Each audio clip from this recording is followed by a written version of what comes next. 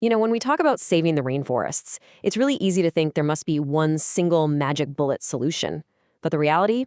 It's way more complex, and honestly, way more interesting than that. This is a huge global challenge, and it needs a whole bunch of different strategies, from big international handshakes all the way down to the choices made on the forest floor. So that really is the million-dollar question we're digging into today. How do we actually protect these incredibly vital, ridiculously complex ecosystems? What does it really take to move the needle? So, yeah, there's no magic wand here. The answer is more like a well-stocked toolkit. It's this whole collection of powerful, different ideas that, when you use them together, can create real, lasting change. So today, we're going to pry open that toolkit and take a look at some of the most effective tools inside. All right, let's start at the very top, the global handshake. We're talking about the big international agreements where countries actually get together and try to agree on the rules of the game for protecting our shared natural world. Okay, so here are two heavy hitters, and they tackle the problem from totally different angles. On one side, you've got the International Tropical Timber Agreement. Its whole focus is on the wood itself, making sure that valuable timber is coming from forests that are managed responsibly, not just being illegally clear-cut. It's kind of like protecting the house itself. And then you've got CITES, which is all about the residents living in that house, the thousands of endangered animals and plants. It's there to regulate their trade so they don't get wiped out. Okay, this next tool is super clever. It shows how we can actually use the power of economics for good. It's this fascinating idea that literally turns a nation's financial debt into living, breathing trees. Yeah, you heard that right. This whole thing is called a debt for nature swap, and it's this brilliant three-step dance. Okay, step one, you've got a country with amazing rainforests, but it's also got a ton of international debt. Step two, a wealthier country or a big conservation group comes in and says, hey, we'll wipe out some of that debt for you. And here's the kicker, the really important part. In exchange for forgiving that debt, the rainforest nation promises to invest that money it just saved directly into its own conservation efforts. Places like Costa Rica have used this to protect huge areas of their forests. I mean, it's a total win-win. All right, so we're zooming out from the world of big international finance right down to the forest floor. The question is, how do you get the forestry industry, the folks actually cutting down trees, to be part of the solution, not the problem? And a huge tool here is something called selective logging. Seriously, get that image of a bulldozer just plowing through everything out of your head. This is way more like surgery. Instead of just leveling an area, loggers go in, they identify specific, mature trees, and they carefully remove just those.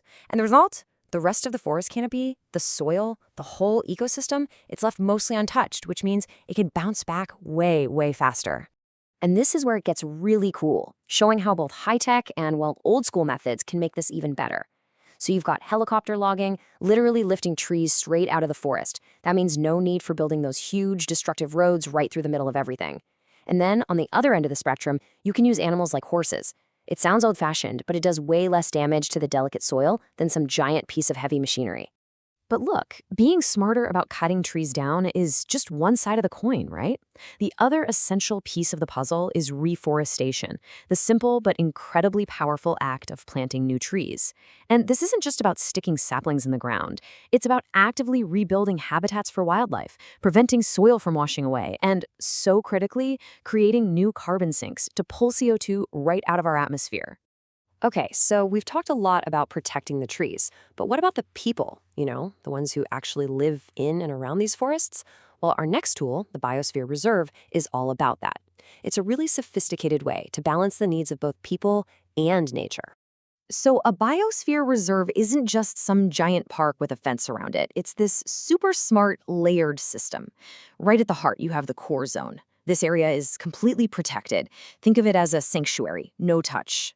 Then, wrapped around that, is the buffer zone. This is where you can do things like scientific research, education, stuff that's low impact.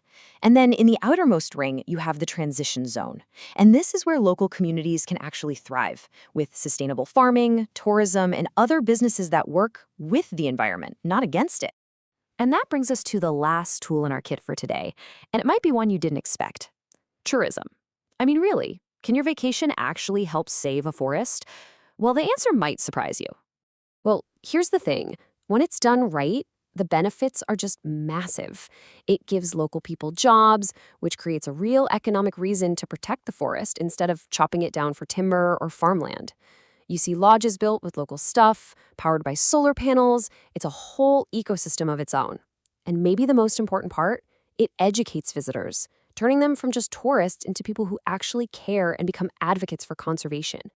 And this quote really nails it, right? It's not just about taking pretty pictures. It's about being part of a system that actively helps to conserve the environment and, just as importantly, supports the people who call that place home. So it sounds pretty perfect, right? A total win-win. But, and there's always a but, isn't there? What's the catch? Okay, so the line between this being an amazing success and a total disaster comes down to one single word: management. Sustainable, well-managed ecotourism, it's a huge force for good. It protects nature, it benefits the community.